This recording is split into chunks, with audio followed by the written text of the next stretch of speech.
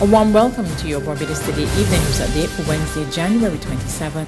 A Barbadian woman in her late 40s became the 11th person to die from COVID-19 at the Harrison Point Isolation Facility today. According to health authorities, the patient, who was there for just under 2 weeks, was on a ventilator as a result of respiratory complications from a range of health issues and comorbidities. Health Minister Lieutenant Colonel Jeffrey Bostic has expressed condolences to the family. He urges families and members of the same household to exercise care when interacting with each other. He also appealed to Barbadians to seek medical help early if they are having difficulty breathing or experiencing flu-like symptoms. Meanwhile, the island recorded 16 new positive COVID-19 cases. Total cases now stand at 1,443. There are now 353 active cases and 1,079 people have recovered from the viral illness. As expected, COVID-19 hammered the Barbados economy in 2020, and according to Central Bank Governor Clevenson Haynes, economic activity contracted by 17.6%. Delivering his annual economic review today, he attributed the decline to the dramatic fall-off in international travel, delayed investment projects, and reduced consumption resulting from lower employment. Depressed activity in the tourism sector led to spillover effects on the other sectors, a dampening of consumption, and delayed investment projects. The impact of the downturn amplified economic vulnerabilities while creating opportunities for innovation and entrepreneurship. Secondly, the labor market softened after the lockdown of the economy during the second quarter, the protracted closure of the hotel sector, and the dampening of economic activity. Unemployment in the private sector was elevated, evidenced by an unprecedented level of unemployment claims, particularly during the second quarter of the year. According to Governor Haynes, early expectations of a strong partial recovery this year have been dashed as the global pandemic surges. He is not expecting growth to exceed 5%. The re-emergence of lockdowns and travel bans and the tightening of quarantining requirements for travelers, it is clear that the prospects for a strong partial recovery in 2021 for Barbados have been dampened.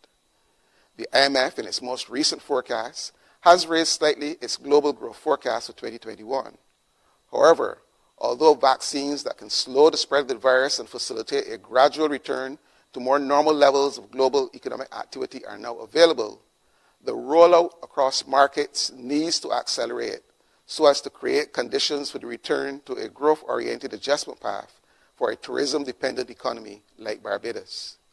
The economic environment remains fluid, and there is the risk that ongoing uncertainty will diminish the confidence of travelers, continue to dampen other domestic activity, and cause unemployment to remain elevated. The bank has not yet taken into account any potential effects of the recently announced planned domestic shutdown, but it has revised downward its growth forecast from the range of 7 to 10% to below 5%. The central bank governor is, however, confident that given the country's progress under the IMF program and with $2.6 billion in foreign reserves, the economy is in a good position to withstand the pressure.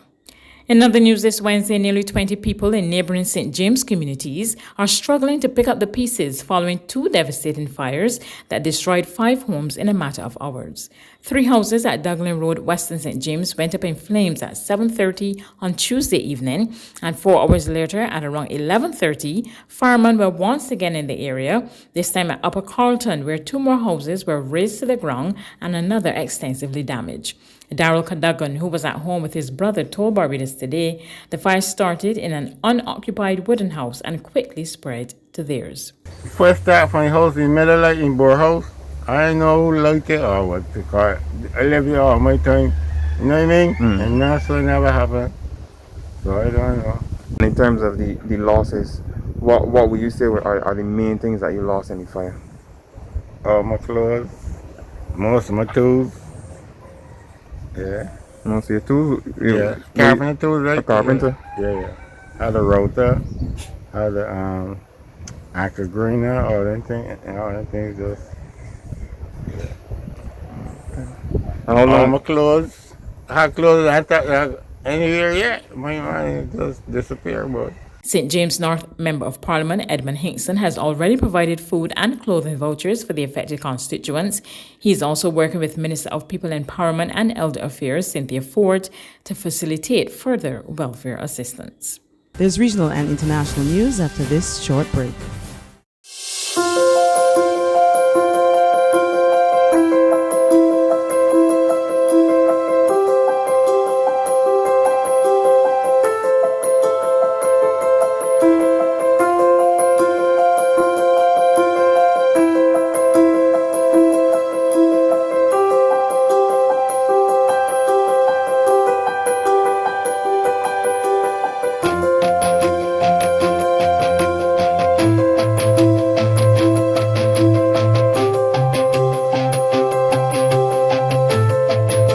Barbados Today, news you can trust.